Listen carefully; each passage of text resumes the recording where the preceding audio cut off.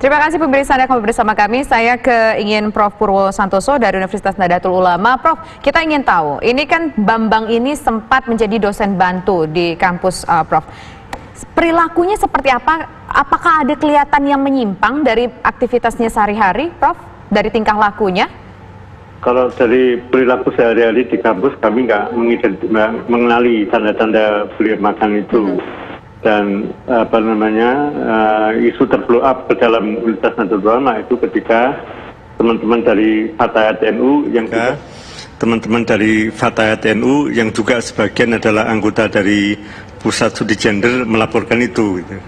Dan kemudian saat itulah pertama kali saya mendengar istilah swinger. Gitu. Jadi pertama kali saya dengar itu justru dari para korban yang punya circle di dalam Pusat Studi Gender dan Fatayat NU, dan tahunya saya dari situ gitu. Tapi selama berkomunikasi, Bapak, setelah ada sekian lama, Pak Rektor selama berkomunikasi langsung dengan beliau. Saya konfirmasi tadi telah dari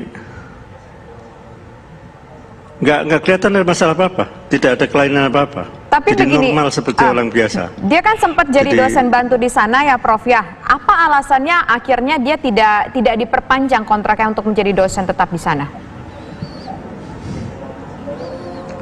Oke, saya urutkan dulu ya. Saya juga masih staf di UGM dan di departemen dia menuntut S2. Belajar S2 itu di Departemen Politik dan Pemerintahan, dan saya melihat kemampuan kognisi dan artikulasinya dari tulisan-tulisannya. Dan karena Universitas Nahdlatul Ulama itu adalah universitas baru, saya kepingin dia untuk mengelatih teman-teman dosen, karena kita kan harus mengurus akreditasi, mengurus kompetensi menulis dan seterusnya. Dalam rangka itulah kemudian saya perkenalkan dia dengan teman-teman di Universitas Nahdlatul Ulama. Jadi saya yang bertanggung jawab untuk memasukkan dia ke Universitas Nahdlatul Ulama dan tidak sadar akan bahaya besar di balik itu. Baik, Pak Purwo saat ini di ujung telepon sudah bergabung juga bersama kami dari Kabag Humas dan Protokol Universitas Gadjah Mada yang namanya dicatut oleh Bambang Arianto ini. Ada Ibu Iva Aryani. Assalamualaikum, selamat petang Ibu Iva Aryani. Iya, selamat sore, halo. Halo Ibu Iva, kami mendengar bukan hanya nama UGM yang dijatuh, tapi juga ada dugaan korbannya dari UGM juga, Ibu. Iya, jadi begini, beberapa waktu lalu kami dari Universitas Gadjah Mada melihat dan tahu ada kejadian ini melalui info yang viral di media sosial gitu. Lalu kemudian Universitas Gadjah Mada ini konsennya lebih ke penanganan penyintas. Seandainya ada penyintas yang merupakan sivitas akademika UGM, gitu ya.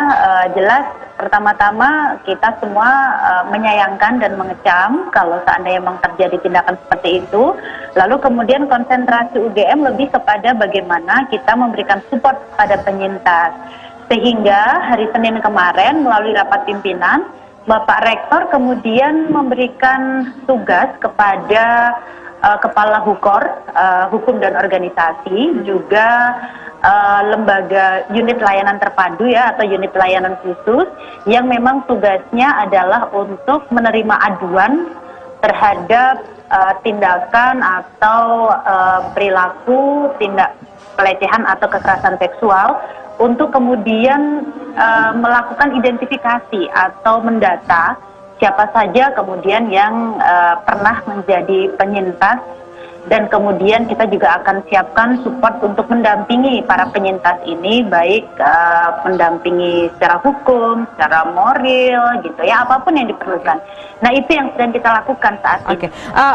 Bu Iva, kita ingin tahu, jadi sekarang kita butuh konfirmasi, artinya bisa dikatakan Bambang ini bukanlah dosen UGM dan tidak pernah menjadi dosen UGM dan hanyalah alumni dari UGM, begitu ya? Bukan, ya, beliau bukan dosen UGM, bukan karyawan di UGM gitu, karena memang namanya tidak tercatat di daftar kepegawaian UGM, hanya memang tercatat sebagai alumni UGM. Alumni S1 atau S2, Ibu? Ini kita baru melacak ya, tetapi yang kita lihat itu ada alumni D3 pada waktu itu kan masih non gelar ekonomi ya, tahun itu belum diploma seperti sekarang, lalu namanya itu masih di jurusan non gelar ekonomi begitu, dan kemudian juga ada catatan sebagai alumni dari Fisikpol UGM untuk program S2. Nah, kita ingin tahu, tadi kan ini memang UGM membuka katakanlah posko bagi penyintas begitu yang menjadi korban dari Bambang ini. Apakah sudah masuk laporan, Bu? Sampai saat ini belum, yang secara resmi melakukan laporan ke ULT atau ke rektor belum ada. Nah, tadi kita juga sempat berbincang dengan Mbak Bunga ketika commercial break tadi, bahwa ternyata Bambang ini pernah dilempar atau dikeluarkan dari grup alumni UGM pada beberapa tahun yang lalu karena memang sudah terkenal memiliki kelainan begitu. Apakah informasi tersebut benar?